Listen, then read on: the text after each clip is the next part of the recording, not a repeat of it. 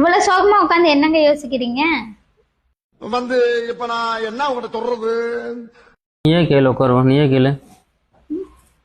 நான் வேலைக்கு போகிறேன், நான் சம்பாதிக்கிறேன், நான் கஷ்டப்படுறேன்.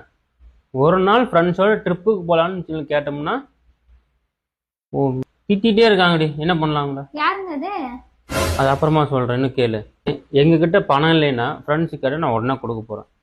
ஆனால் எங்கள் வீட்டில் ஒருத்தவங்க வச்சுக்கிட்டே தெரிஞ்சவங்க வச்சுக்கிட்டே நான் கேட்டால் பணமே இல்லைன்னு சாதிக்கிறாங்க. உங்களுக்கு மேல பொறாமையா இருக்கும். கேட்டா எப்படிங்க நம்ம அவங்களோட போக முடியும், ட்ரிப் போக முடியும்? இந்த மாதிரி ஃப்ரெண்ட்ஷிப்பை கட் பண்ணுங்க. அப்போ நீ சொல்கிறதையும் பார்த்தா யோசிச்சு பார்க்குற மாதிரி தான் இருக்குது. அப்போ கண்டிப்பாக கட் பண்ணிடலாமா உங்கள் ஃப்ரெண்ட்ஷிப்பை? இந்த மாதிரி ஆளுங்களை வச்சுக்கவே கூடாதுங்க. எப்போ ஊருக்கு போகிற? யாரு? மாதிரி ஆளுங்க வச்சுருல எப்போ ஊருக்கு போகிற?